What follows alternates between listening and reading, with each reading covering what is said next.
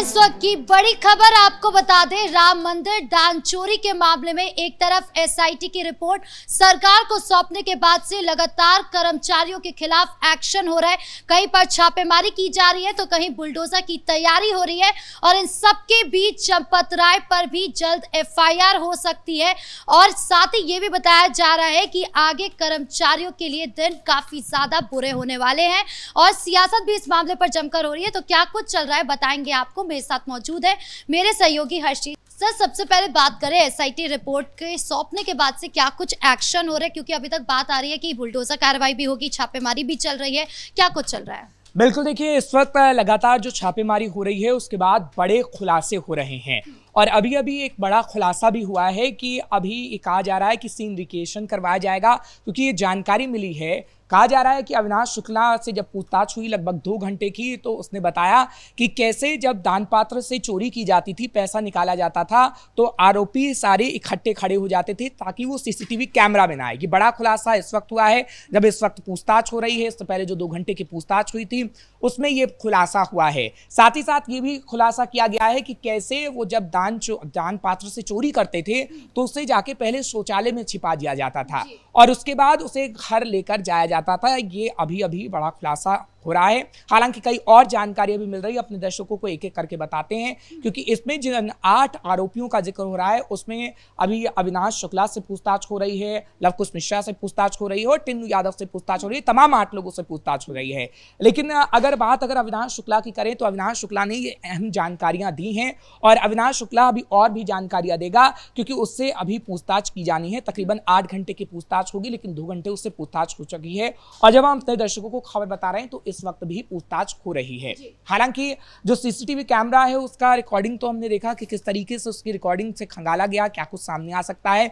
लेकिन इस वक्त ये कहा जा रहा है कि जो शौचालय में पैसे ले जाया करते थे और उसके बाद जैसे वो घर पर पैसा ले जाया करते थे, उस बीच जो सीन रिकेशन होता था उसको भी करवाने की कोशिश की जा रही है राम मंदिर परिसर के अंदर ही। और तो और साथ ही साथ ये भी जानकारी मिल रही है कि अन्य आरोपियों ने भी इस बात को कबूल किया है कि किस तरीके से दान पात्र से पैसे को निकाला जाता था। एक मानव श्रृंखला बनाई जाती थी, क्योंकि आप इसे समझिए कि कैसे दान पात्र जहां होता था उसके ठीक ऊपर सीसीटीवी कैमरा लगा होता था और कैसे वो मानव श्रृंखला बनाई जाती थी और आसपास लोग खड़े हो जाते थे। तकरीबन 5 से 6 लोग खड़े हो जाते थे ताकि अगर वो चोरी किया जाए तो सीसीटीवी कैमरे में ना आए।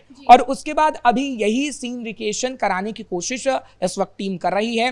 पुलिस की बात करें तो पुलिस छापेमार कार्रवाई भी कर रही है और तो और जानकारी ये भी मिल रही है क्योंकि बुलडोजर एक्शन भी होने वाला है। क्योंकि लवकुश की अगर बात करें तो लवकुश मिश्रा के घर नोटिस भी चला गया है और ये कहा जा रहा है कि जो उसकी करोड़ों की संपत्ति है उस पर कहीं ना कहीं बुलडोजर चलेगा।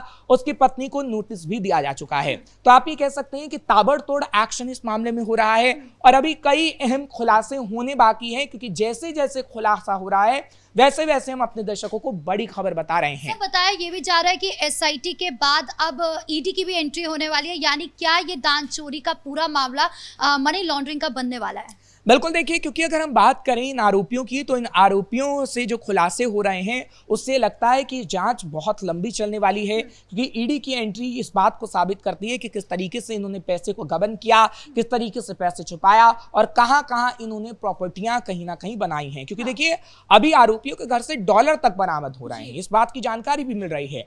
तो आप इतना जरूर कह सकते हैं कि करोड़ों की जमीन खरीदी गई, किसी ने अपनी पत्नी के नाम कर दी, किसी ने अपनी बहन के नाम कर दी, तो किसी ने अपने बच्चों के नाम कर दी। तो ऐसी जो प्रॉपर्टियां हैं और भी तमाम जो प्रॉपर्टियां, कहा जा रहा था कि कुछ प्रॉपर्टी को इन्होंने कब्जा भी किया हुआ था।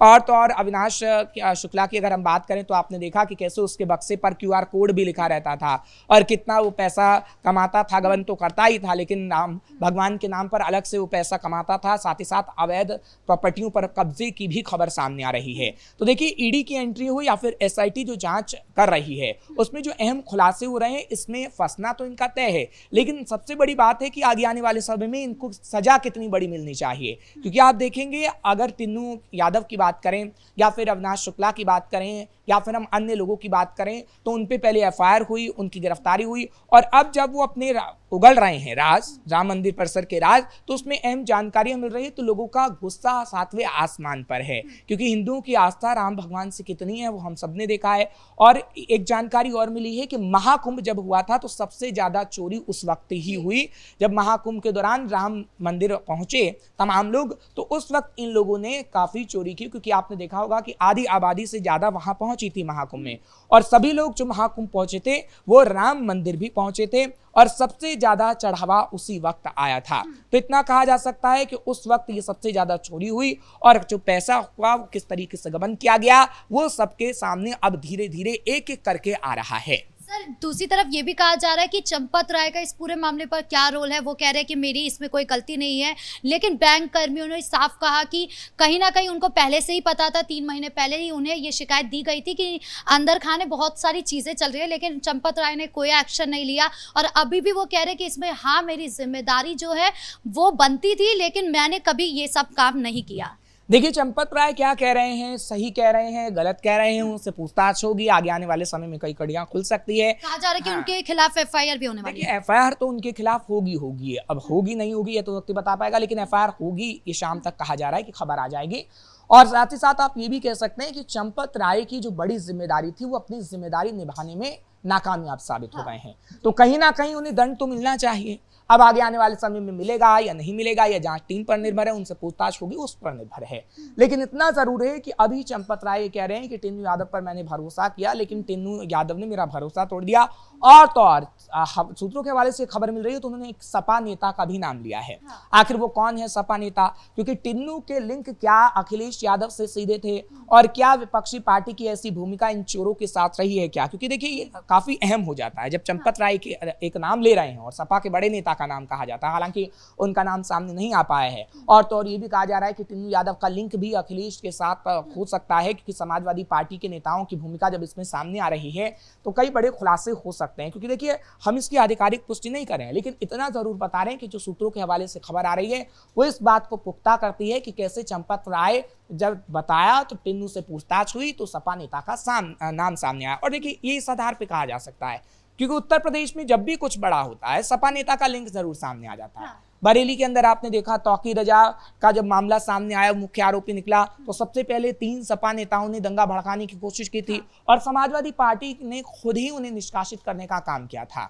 और इसी तरीके से आपने संभल के अंदर देखा जियाउर रहमान बर्क का भी उसमें नाम शामिल हो गया था, जबकि वो सांसद हैं। और तो और अब इस चोरी मामले की अगर हम बात करें तो इस चोरी मामले में भी एक सपा के बड़े नेता का नाम सामने आएगा, हालांकि टिन्नू यादव का जो लिंक है वो भी सामने आ रहा है। सर अखिलेश यादव तो लेकिन बार बार कैमरे के सामने आ रहे हैं और एक ही बात दोहरा रहे हैं कि राम मंदिर के अंदर जो चोरी हुई है ये गलत हुआ है, ये बीजेपी सरकार ने करवाया है, इस तरीके के आरोप लगा रहे हैं। और दूसरी तरफ उन्होंने फिर से एक बयान दिया है, उन्होंने कहा कि सीसीटीवी कैमरे को थोड़ी देर के लिए बंद कर दीजिए, ना आपको एसआईटी की जरूरत पड़ेगी, ना आपको ईडी की जरूरत पड़ेगी, ना आपको किसी जांच की जरूरत पड़ेगी, जितना भी पैसा है अपने आप वापस संदूक में आ जाएगा। देखिए अखिलेश यादव का क्या है, अखिलेश यादव को तो अभी राजनीति करनी है, राजनेता हैं और वो चाहते हैं कि सीएम की कुर्सी उन्हें मिल जाए, लेकिन ऐसे ही आपको सीएम की कुर्सी नहीं मिलेगी, आपको उसके लिए मेहनत करनी पड़ेगी। अगर आप किसी पे एवं ही आरोप लगाएंगे तो उससे आपको कुर्सी हासिल नहीं होने वाली। ठीक है, जांच हो रही है और नाम सामने आ रहे हैं। अब आप मत घबराइए जब ये खबर आ रही है कि एक समाजवादी पार्टी के नेता का भी नाम है, लेकिन हाँ अखिलेश यादव अगर ये कह रहे हैं कि नहीं सीसीटीवी कैमरा बंद कर दीजिए, ऐसा कर दीजिए, वैसा कर दीजिए, तो अखिलेश यादव एसआईटी के पास क्यों नहीं पहुंचे थे ना आम आदमी पार्टी के लीडर संजय सिंह, उन्होंने तो एसआईटी को सबूत दिए। आप भी आ जाते, आप भी एसआईटी को सबूत देते और कहते जी कि मेरा ये आपसे राय है, आप सबूत मत देते, उनको राय दे देते कि मैं आपको राय देने के लिए आया हूं, आप सीसीटीवी कैमरा बंद कर दीजिए और आपको राज पता लग जाएंगे। तो आपने राय देनी हो तो आप एसआईटी के सामने जाइए, आप मीडिया के सामने आके राय मत दीजिए, क्योंकि आप मीडिया के सामने आते हैं तो भ्रामक प्रचार फैलाते हैं। क्योंकि देखिए खबरों की बात करें तो खबरों की सच्चाई हम अपने दर्शकों को बता देते हैं, लेकिन जो प्रचार होता है वो समाजवादी पार्टी पर फैलाती है और वो भ्रामक प्रचार होता है। मतलब अगर एसआईटी उनको बुला भी लेगी तो उनको ये डर रहेगा कि मैं उधर चला गया तो लिंक पता चल जाएगा, कौन सा लिंक है मेरा कनेक्शन। देखिए अखिलेश यादव को आगे आने वाले समय में एसआईटी बुला भी सकती है। अगर अखिलेश यादव कहते हैं कि नहीं मेरे पास सबूत है इस मामले को लेकर, अगर नोटिस किया तो अखिलेश यादव को पेश होना ही होगा इस मामले को लेकर, क्योंकि देखिए कई ऐसे मामले सामने आए हैं, कांग्रेस के समय में भी, समाजवादी पार्टी के समय में भी ऐसे कई मामले सामने आए हैं। केरल से लेकर तमिलनाडु तक ऐसे कई मामले हमने देखे हैं कि जब नोटिस दिया गया है, बड़े नेताओं को नोटिस दिया गया है। चाहे फिर शरद पवार का आपने देखा, भीमा कोरेगांव हिंसा जब हुई थी तो शरद पवार ने उसको लेकर बयान दे दिया था कि नहीं ऐसे सबूत हमारे पास है, तो बाकायदा उनको नोटिस गया था और उन्हें जवाब देना पड़ा था। अच्छा, अखिलेश यादव ने यह भी कहा था कि कर्मचारियों को बचाने की कोशिश की जा रही है, जानबूझकर उन सारे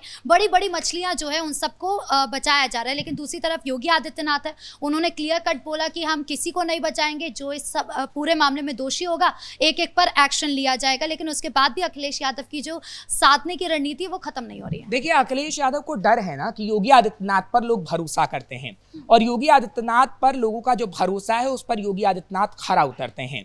और योगी आदित्यनाथ ने जो बात कही थी वो आगे योगी आदित्यनाथ की तरफ से साबित कर दी गई है। तो अखिलेश यादव ऐसा नहीं बोलेंगे तो कौन बोलेगा। जी, इस मुद्दे पर जानकारी देने के लिए आपका बहुत बहुत धन्यवाद। तो कुल मिलाकर राम मंदिर दान चोरी के मामले में एक तरफ एसआईटी की जांच है तो दूसरी तरफ ईडी की एंट्री, और इन सब के बीच में जमकर सियासत हो रही है। अब आगे क्या कुछ होता है ये अभी देखना बाकी होगा, कौन से बड़े खुलासे होते हैं ये अभी देखना बाकी है। ब्रेकिंग न्यूज में इतना ही।